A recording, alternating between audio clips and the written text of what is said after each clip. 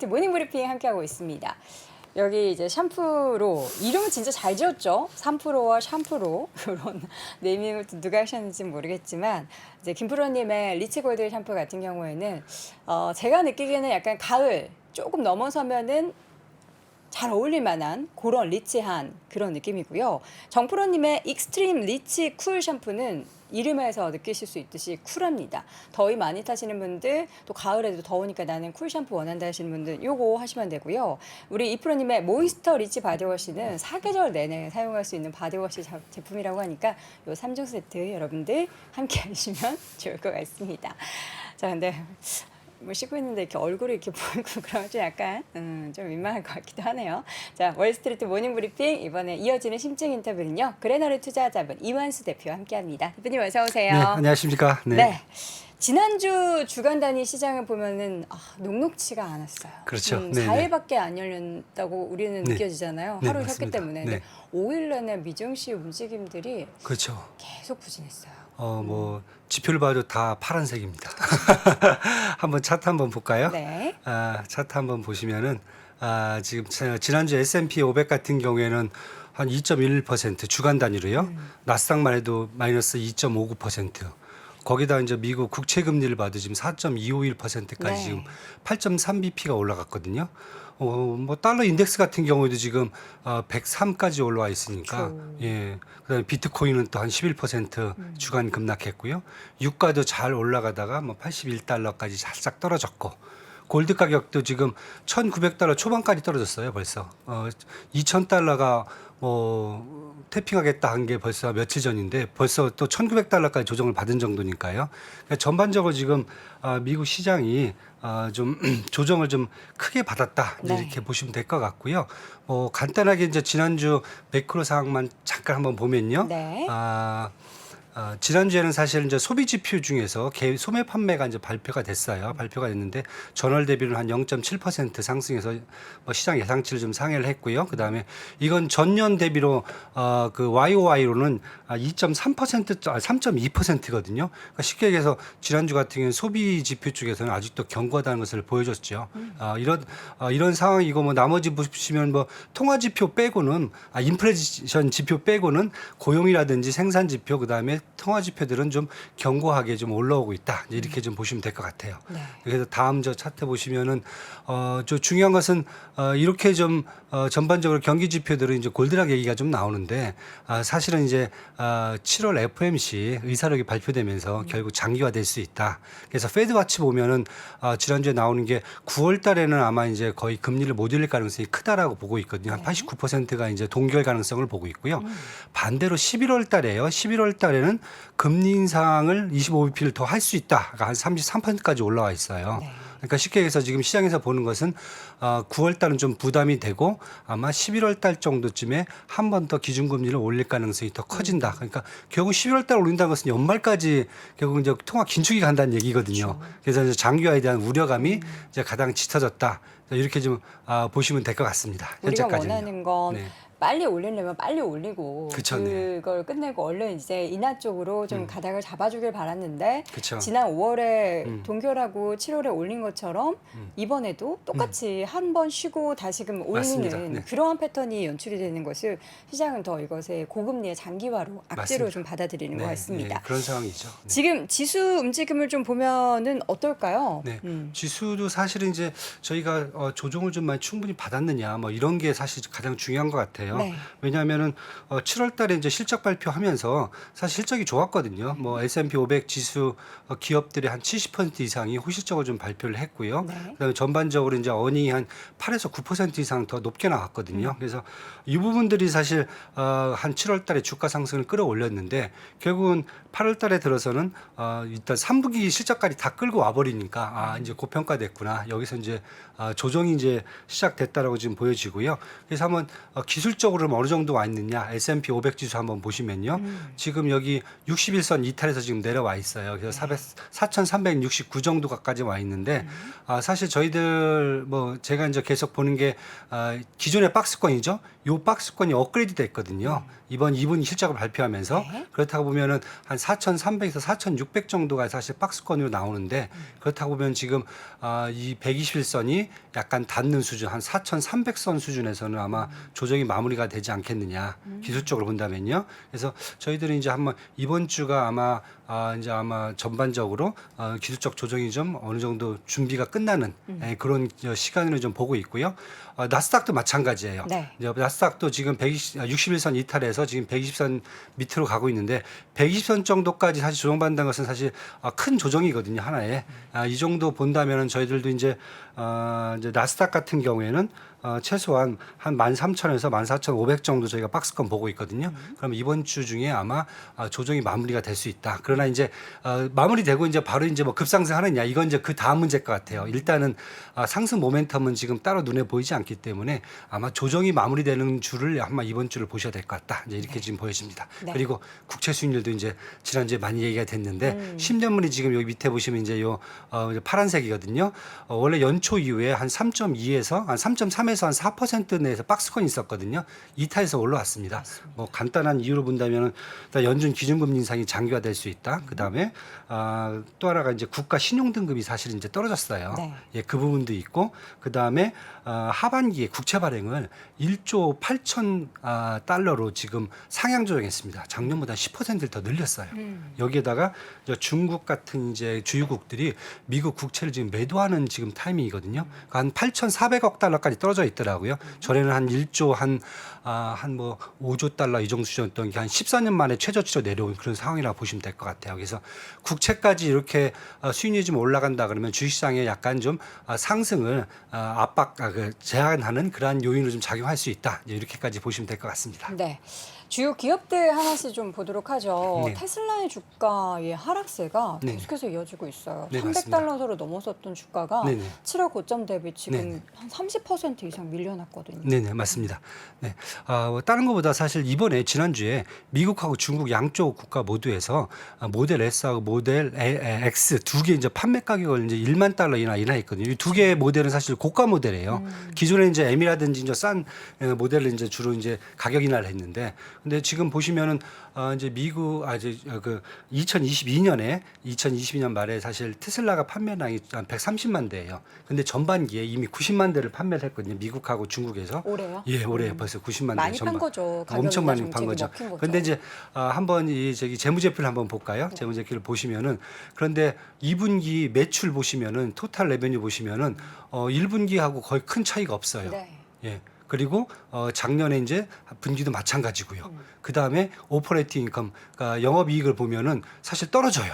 많이 떨어졌죠. 예, 예. 판매 가격 인하가 사실 이제 큰 작용인데 사실 판매 가격 인하는 것은 정상적인 그 비즈니스 사이클이거든요. 왜냐하면은 새로운 기술로 상품을 만들면은 어느 정도 기간이 지나면은 가격을 인하를 해줘야 이게 이제 대중화가 될 수가 있거든요. 근데 미국에서 지금 테슬라가 많이 안 팔리고 있는 거, 미국이 이제 전기차가 아직 대중화가 안 되는 게 너무 비싸다는 게 가장 큰 요인이거든요. 전기차가 예, 비싸다. 비싸죠. 네. 그래서 물론 미국이 이제 보조금을 주겠다고 그래요. 그런데도 불구하고 해봤자 10,000달러 이내거든요.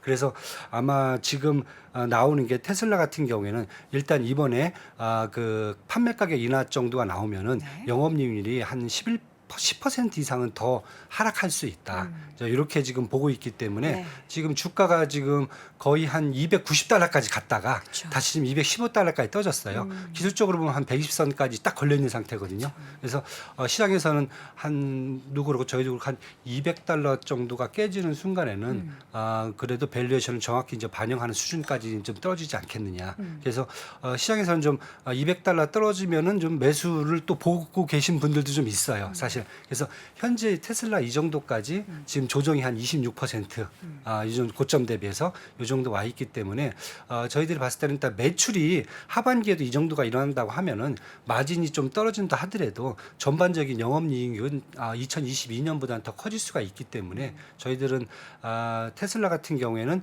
이게 더 저변 확대를 갈 수 있는 아마 저희 기회가 되지 않겠냐. 약간 좀 그렇게 좀 생각을 합니다. 그러니까 박리담회 쪽으로 그렇게 좀 생각을 좀 해야 될 것 같아요. 지금 네. 상황에서는. 대표님 같은 경우에는 그럼 테슬라의 최근에 이런 가격이나 정책으로 말미암은 시장의 그 파이 확대, 그러니까 그렇죠. 영업이익률이 떨어지는 것보다는 이쪽에 더 방점을 두고 맞습니다. 향후 네. 다시금 긍정적인 네. 주가 움직임을 기대하고 계신 거군요. 네, 그렇죠. 네. 알겠습니다. 테슬라 부디 또 그렇게 되기를 좀 바라보겠고요. 네. 이어서는 인텔도 네. 한 단위 좀 볼까요? 이제 반도체 쪽에서 또 이제 하나 인텔이 좀 결국 사고를 쳤다라기보다는 생각대로 좀 안 되고 있는 것 같아요. 왜냐하면 인텔이 지금 지난주에 이스라엘에 이제 타워 세미컨덕터라는 이제 파운드리 그 회사를 인수하려다가 1년 6개월 동안 작업을 했거든요. 근데 네. 중국이 결국은 반대를 했어요. 그래서 이제 인수가 이제 결렬됐는데 사실 인텔 같은 경우는 2020년부터죠. 파운드리 사업을 진출을 선언했어요. 그래서 2030년까지 그 TSMC에 의해서 삼성을 제끼고 2위 업체로 올라가겠다. 네. 이미 이제 그렇게 계획을 발표했고요. 그다음에 지금 뭐 CPU 시장에서 사실 뭐 전체 판매량의 50%를 차지하고 있기 때문에 이 부분이 이제 경기가 되게 민감스러워요. 그러다 보니까 최근에 이제 영업이익이 좀 많이 떨어지죠. 보시다시피 이제 토탈 레베뉴도 지금 분기별로 떨어지는 거, 그다음에 오퍼레이팅 인컴이 계속 마이너스예요. 적자예요. 이 부분이 지금 파운드리 사업을 하기 위해서 지금 돈이 쏟아붓고 있기 때문에 영업 적자가 좀 많이 나고 있거든요. 그래서 지금 얘기 나오는 게 2025년까지 이나노 공장 지금 애리조나에 설립을 하겠다. 근데 약간 좀 의구심이 들죠. 지금 과연 가능할까? 네. 그래서 그걸 사실 이제 파워 세미컨덕터를 인수를 하면서 그 기술력을 갖고 이제 최대한 끌어올리려고 했는데 일단 그게 여기서 좀 스톱이 됐어요. 그다음에 독일에 지금 한 300억 유로 정도 넣어갖고 한 2개 정도 공장을 짓겠다라고 이렇게 지금 발표를 한 상태거든요. 근데 지금 저 시장에서 보는 것은 저 타워 세미컨덕터를 이제 하고 이제 이 합병이 이제 이게 결렬되면서 향후에 전반적인 파운드리 시장으로 진출하는 게 쉽지가 않을 것 같다. 이런 지금 얘기가 나오고 있는 거죠. 그래서 지금 뭐 주가 순위를 보시면은 주간 조정폭은 주간 한 6.13% 지금 음봉 세게 한번 세 방을 맞았어요. 벌써 맞았는데 지금 이제 상황을 본다면은 경기가 조금 회복을 하고 있어요. 그래서 CPU 시장에서 조금 끌어올릴 수 있는 그런 이제 그 여지가 조금 있기 때문에 저희들은 한 120세 정도까지 조정 받으면은 네. 충분히 조정을 좀 받지 않겠느냐 지금 이렇게 지금 보여지고 있습니다. 네, 마지막으로는 일라일릴리를 확인해 네, 네. 보겠습니다. 네. 최근 뭐 제약바이오주 내에서도 그렇고요, 전체 시장에서 일라일릴리가 네, 맞습니다. 계속해서 좀 두각을 나타내고 있습니다. 네, 왜냐하면 지금 일단은 뭐 장이 안 좋다 보니까 경기 방어주인 특히 이제 헬스케어라든지 제약주죠, 제약주하고 그다음에 에너지라든지 금융 쪽에 이제 상대적 강세가 좀 오고 있는데 네. 그 중에서 눈에 띄는 게 이제 계속 한 2, 3주 동안 일라일릴리거든요. 뭐 잘 아시다시피 일라일릴리 같은 경우에는 이제 성인병 예방, 특히 당뇨하고 이제 그 저기 비만이죠. 네, 비만 쪽인데 사실 요 트리거는 이제 스웨덴의 노보노디스크가 그쵸. 사실 당뇨에서 이제 오젬픽하고 그다음에 이제 사젠다 이쪽에서 미국에서 사실 대박을 쳤거든요.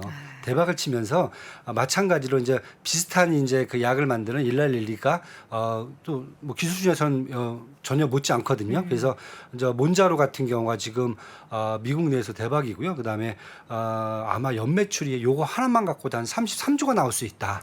지금 이렇게 되고 있습니다. 네. 그래서 지금 보시면은 당뇨, 비만 거기다 이제 우리가 잘 아는 이제 성기능 장애, 시알리스까지 뭐 다 나오다 보니까 지금 일라릴리가 토탈 레베뉴를 보시면 지금 2분기에 거의 퀀텀 점프를 해버렸어요. 그다음 영업이익까지요. 근데 이게 여기서 끝날 게 아니라 지금 미국 내에서 시장 자체가 기존에 이제 바이오 쪽보다는 제약 쪽에서 당뇨하고 비만 쪽으로 완전히 옮겨오다 보니까 네. 연말까지 아니면 내년 한 2년 정도는 계속 매출 성장을 저희가 기대할 수 있는 그런 상황까지 올라와 있어요. 그래서 지금 주가가 요거 이제 퀀텀 점프를 한번 해버렸죠. 네. 예, 이게 이제 2분기 실적 발표하기 전이었는데 하고 나서도 저희들 같은 경우는 33조 원 매출이 더 추가적으로 발생할 수 있다라고 본다면은 사실 많은 데서 한 $600 이상은 지금 보고 있는 상황이거든요. 그래서 주가 같은 경우는 지금 사실 기술적 지표가 지금 무의미한 상황까지 지금 와 있어요. 그래서 당분간은 뭐 일라일리뿐만 아니라 파이자라든지 아니면 이제 머크와 같이 기본적으로 제약주 쪽에서 아마 이제 상을 좀 지켜보셔야 되는 그러한 상태다라고 이제 한번 보시면 될 것 같습니다. 네,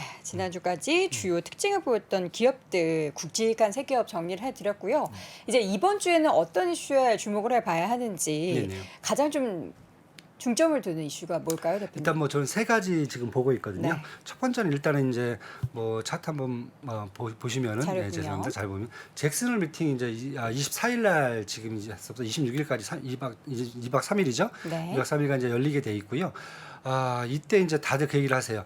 파월이 혹시나 통화 완화적인 정책을 얘기하지 않을까. 그런 기대하는 게 지금 너무 좀 섣부른 거 그런데, 아닙니까? 네, 전혀 기대를 아무도 안 하고 있습니다. 네. 두 번째는 이제 중국의 컨트리가든 부도 위기가 과연 이번 주에 어떻게 이제 지난주에 터졌어요. 이미 터졌고 이번 주에는 어떻게 이것이 중국 정부라든지 중국 내 시장에서 처리가 될 수 있을지 네. 이제 요게 이제 중요 내용으로 봐야 될 것 같고요. 세 번째는 이제 미국 시장에서 과연 주식 시장이라든지 아니면 채권 시장, 달러 금 시장에서 어떠한 방향으로 지금 자리를 잡아야 될지 요게 이제 세계 가장 큰 이슈인 것 같아요. 네. 그래서 이제 먼저 뭐 잭슨홀 같은 경우에는 이름 자체부터 뭐 스튜어트 시프트 인 더 글로벌 이코노미 이렇게 지금 논제를 갖고 가는데 아마 이번에 가장 많이 볼 게 이제 하이퍼 인플레이션 얘기가 가장 많이 나올 거고요. 그다음에 러시아하고 우크라이나 전쟁이 이제 지금 러시아하고 나토 전쟁으로 지금 확전될 위기가 있거든요. 네. 그다음에 세 번째가 미중 무역 분쟁, 특히 중국 디리스킹. 이건 뭐 미국만 하는 게 아니라 주요국들이 다 같이 지금 하고 있는 문제이기 때문에 요 세 가지를 지금 본다면은 아마 지금 시장 상황에서 그렇게 딱히 저희가 좋은 얘기는 없을 것 같아요, 지금이요. 그래서 아마 인플레이션 특히 이제 유럽도 아직 인플레이션이 2%대 타겟을 잡고 있지만은 그 정도까지는 내려오려면은 이제 코어 인플레이션 같은 거 아직도 5%대거든요. 네. 예, 그러다 보니까 미국뿐만 아니라 이제 유럽 중앙은행 그다음에 뭐 영국은행 전반적으로 하이퍼 인플레이션을 조금 더 안정화시킬 수 있는 그러한 얘기를 더 하지 않겠느냐. 네. 일단은 잭슨홀 미팅은 이렇게 좀 보고 있기 때문에 그래서 지금 미국 시장에서 얘기하는 게 11월 달에 아마 기준금리를 그때 더 올리지 않겠느냐. 예, 그런 얘기까지 지금 나오고 있는 상황입니다. 네. 그리고 이어서는 컨트리 가든의 그 위기. 네. 사실 지난번에 몇 년 전에 이제 헝다 같은 경우에도 뭐 이렇게 덮어지나 싶었더니 최근에 다시금 파산 신청했다고 네, 하고 네, 네. 컨트리 가든도 이게 뭐 한순간에 순식간에 탁 봉합될 그런 이슈는 아니잖아요. 그렇죠, 맞습니다. 그런데 이제 저희가 중국을 좀 이해해야 되는 게 예전 사회주의 이제 시장 경제거든요. 네. 그러다 보니까 첫 번째는 뭐냐면은 일단 정부가 우리 같이 공적 자금을 투입하는 시스템은 아니에요. 오. 예, 뭐냐면 민영 기업은 그냥 파산하면은 파산을 도와줍니다. 파산을 하도록 도와준다고요? 예. 왜냐하면 국영기업이 너무 많아요. 이미 다 국영기업이 있기 때문에 그래서 먼저 1순위는 니네 자구책을 강구해라. 너네 어떻게 할 거냐? 그렇죠. 그래. 뭐 일단 헝다도 이제 계열사를 다 팔아갖고 지금 막 메꿔내는 방법이고요. 아마 마찬가지로 이제 컨트리 가든도 지금 로봇 회사가 되게 큰 회사들이 많거든요. 그 다음에 해외에 실크로드 때문에 나가 있는 해외 자산들이 많아요. 네. 아마 그것부터 처리해서 자구책을 마련할 겁니다. 왜냐하면 부채가 자산보다 3배가 많거든요. 그것을 하고 그다음에 정부는 시장에 대해서 유동성 지급이라든지 아니면 금리 인하를 더 하는 방법을 갈 겁니다. 아마 그래서 시장에서 그게 어떻게 먹힐지는 그건 한번 지켜봐야 될 것 같아요, 이번 주에. 네. 그리고 마지막으로 엔비디아 얘기도 간단하게 네네. 좀 들어볼 텐데 네. 결론부터 네. 기대하고 계십니까? 아니면 기대합니다. 네, 기대하십니까? 기대합니다. 네, 앞에서 또 말씀을 하셨어요. 네, 최정훈님도 하셨는데 기대하신다고. 네, 저는 이제 실적 이제 차트를 한번 보시면은 네. 지금 어느 정도냐면은 이제 매출을 지금 추정치를 한 110억 한 7,900억 달러 나오고 있고요. 순이익을 한 50억 달러 정도 이렇게 예상을 좀 하고 있어요. 그래서 지금 여기는 이상하게 147 이렇게 이제 발표를 하거든요. 네. 하는데 저는 다른 것보다 지금 AI 관련돼 갖고 이제 GPU 시장의 70%를 이제 점유를 하고 있잖아요. 나머지 20%를 이제 AMD가 하고 있는데 미국에서는 뭐 구글 그렇죠? 구글하고 이제 MS 빙이 이제 사실은 이제 핵심을 갖고 가고 있는데 네. 여기도 이제 많이 커졌지만은 MS 같은 경우가 사실 중국에서 지금 검색 시장에서 사실은 AI 시장에서 바이두가 갖고 있는 그 어니봇 있잖아요. 어니봇을 추적할 정도로 검색력이 엄청 높아졌어요. 오. 예, 이 부분이 있고 그 다음에 바이두 쪽 특히 중국 쪽에서 아직 매출이 올라오진 않았어요. 왜냐하면 정부가 막고 있으니까. 그쵸. 그래서 아마 올해 11월달에 이제 에이픽 정상회담이 이제 샌프란시스코 열리면서 네. 미중 간의 정상회담 얘기가 되고 있거든요. 아마 그때 이제 이런 문제들이 다 논의가 되지 않겠느냐. 그래서 저는 이번 것도 그렇게 나오고 있지만은 네. 향후 중국에서 나올 수 있는 매출량이라든지 특히 이제 MS가 미국보다는 중국에서 지금 매출을 더 크게 나오고 있는 그런 상황까지 감안한다면은 이 부분을 감안한다면 저는 앞으로 이제 3분기, 4분기까지 사실 실적을 더 올릴 수가 있기 때문에 많은 분들이 지금 한 $800 지금 보고 계시더라고요. 근데 저는 그렇게까지 하기는 뭐 당장은 눈에는 좀 그렇고요. 저희들이 봤을 때는 기술적으로 보면 한 550 정도 달러, 한 30% 상승 수준 여력은 충분하다. 네. 이렇게까지만 보고 있고요. 뭐 금도 요즘 이제 잠깐 얘기한다면은 네. 골드 ETF는 좀 많이 얘기가 들어와요. 왜냐하면 이미 이제 안전자산 금값이 조금 떨어졌는데 많이 떨어졌어요. 그래서 차라리 저가 매수. 특히 왜냐하면 달러 강세 때문에 떨어졌는데 네네. 달러 강세 문제 아니라 안전자산 선호도가 지금 이제 올라오기 시작하거든요. 왜냐하면 이제 확전이죠. 러시아 우크라이나 전쟁이 이제 폴란드에다가 벨라루스까지 지금 얘기 나오고 있고, 네네. 예, 그다음에 뭐 기타 이번에 이제 미국의 등급 하락, 예, 여기다가 이제 중국에 이제 컨츄리 가든 네. 이렇게 된다면 한번 골드마이너가 요 상품이 요 ETF 같은 경우가 거의 바닥까지 떠 있으니까 이것도 한번 이번 주에는 관심 있게 한번 봐야 될 그러한 펀드를 보시면 될 것 같습니다. 알겠습니다. 자, 이렇게 해서 오늘 이 시간 그레너리 투자자분의 이완수 대표와 함께 이야기 나눠봤습니다. 대표님 고맙습니다. 네, 감사합니다. 네. 자, 이번 주에 예정되어 있는 두 가지 빅 이벤트 잭슨홀 회의에서는 별다른 이야기가 안 나오기를 오히려 바라보도록 하겠고요. 엔비디아 실적에 대해서는 향후 전망에 대한 기대감도 있는 가운데 과연 그 기대를 시장의 눈높이를 엔비디아가 충족시켜 줄지 여부도 함께 주목해 보시기 바랍니다. 자, 월스트리트 모닝 브리핑 오늘 순서는 여기까지고요. 저는 내일 오전 6시 30분에 다시 돌아오겠습니다. 여러분 고맙습니다. 외환위기 오는 거 아니에요? 금융위기 오는 거 아니에요? 이런 질문들을 좀 굉장히 많이 받았었습니다. 탐욕이 되게 강했을 때 위험자산으로서의 극단적인 쏠림이 나타나고 공포감이 극에 달했을 때 안전자산으로서의 극단적인 쏠림이 나타나거든요. 과거의 일이 미래에 똑같이 일어난다 이건 아니지만 그때 당시에 위기 상황에서는 어떤 공통점들이 있었는지를 보면서 우리가 대비를 하는 방법도 고민해 볼 수 있고요. 과거를 제대로 이해하는 순간 위기의 실체가 드러납니다. 오건영의 현실 경제 이야기를 서점에서 만나보세요.